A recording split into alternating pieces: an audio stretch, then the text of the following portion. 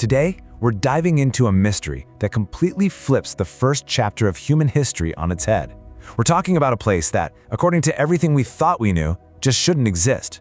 It's this massive, incredibly sophisticated temple built thousands of years before the pyramids, even before we invented farming. Okay, so let's just start with the single most important number you need to wrap your head around for this story: 12,000. This place is 12,000 years old. I mean, that puts its construction way back around 9,600 BC, right as the world was just crawling out of the last ice age. And to really put that number into perspective, Göbekli Tepe is more than twice as old as Stonehenge. It was built 6,000 years before anyone even came up with the idea of writing. And get this, the Great Pyramids of Giza, they're actually closer in time to us right now than they were to the people who built this temple. It's just mind-boggling. Now that incredible age isn't just a cool fact, it's a direct challenge to our entire story of human progress. It's so profound, some have started calling it the 0 point in time. Let's dig into how this one single place is forcing us to question the very foundations of how civilization even began. You know, for generations, the story was pretty simple. First, humans learned to farm. That let us settle down in villages, and only then did we have the time, the people, and the resources to get into complex stuff like society and religion. But Göbekli Tepe seems to just flip that script completely. What if it was the other way around? What if the desire to build this massive, shared temple came first? And maybe the agricultural revolution was born out of the sheer necessity of feeding the hundreds of people who gathered to build it. All right, so if this wasn't built by settled farmers in some ancient city, then who on earth built it, and what did it actually look like? Let's take a look at the site itself, a truly monumental complex that was somehow engineered by people we've always thought of as simple nomadic hunter-gatherers. And here it is. Discovered in southeastern Turkey, this sprawling hilltop complex is made up of a series of huge circular enclosures. Each one is centered around these intricately carved T-shaped stone pillars. Underneath these modern protective roofs, you're looking at what is now believed to be the world's very first temple. And these pillars, they're an absolute engineering marvel for their time. They were carved from nearby quarries, and some of them had these stylized arms and hands carved right into their sides. It's almost as if they represent these abstract human figures, or maybe even gods, standing silent watch over whatever sacred rituals were happening here. To really truly appreciate the scale, you have to see this. This is a life-sized reconstruction at a nearby museum. Just imagine standing inside one of these enclosures. It's like being in a cathedral made of stone, a sacred space engineered by people we once dismissed as just simple nomads. It's incredible. But the pillars aren't just impressive because of their size. They're covered in messages from a lost world, clues about the beliefs of the people who built them. They carved a whole menagerie of animals into the stone. So what was this Stone Age zoo trying to tell us? You know, that description from its discoverer is just perfect. The pillars are absolutely teeming with these high-relief carvings of really intimidating creatures. We're talking snakes, wild boars, foxes, scorpions, vultures. And what's so fascinating is that these aren't the docile animals they were typically hunting for food. No, these are dangerous, powerful, and symbolic predators. And here's where it gets even more interesting. Different enclosures seem to be dominated by different animals.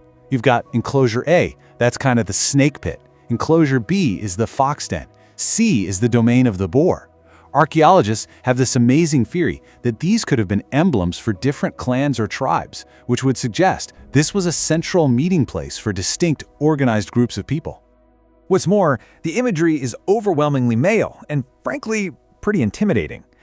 This has led to this really fascinating theory that Göbekli Tepe might have been a center for male initiation rites, a special place where you undertook a symbolic journey into a spirit world populated by these powerful and deadly creatures.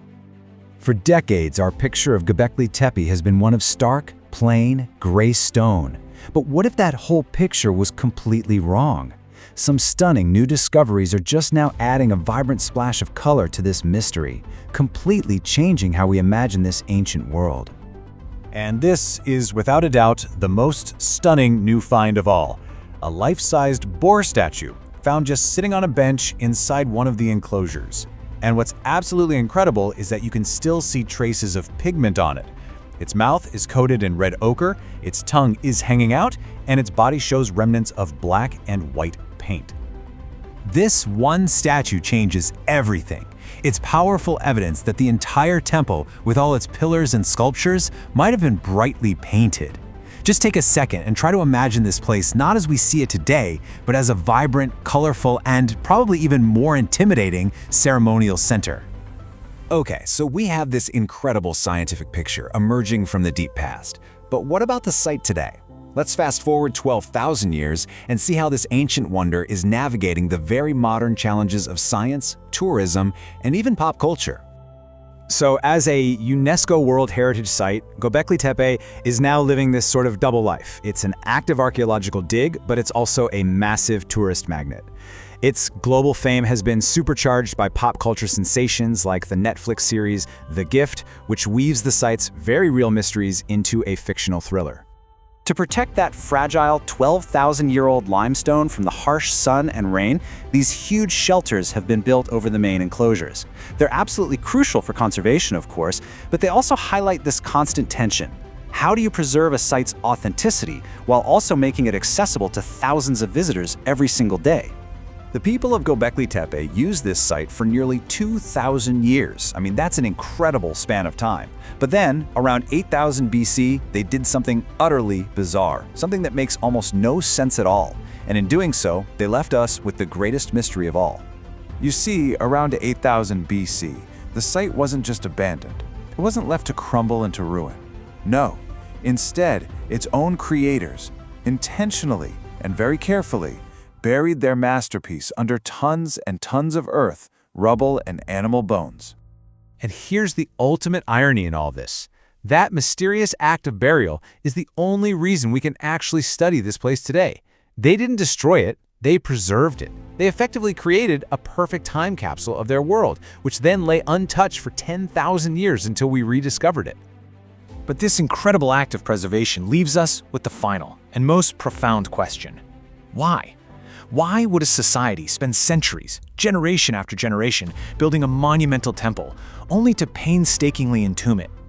Was it some kind of ritual burial to put a powerful spirit to rest?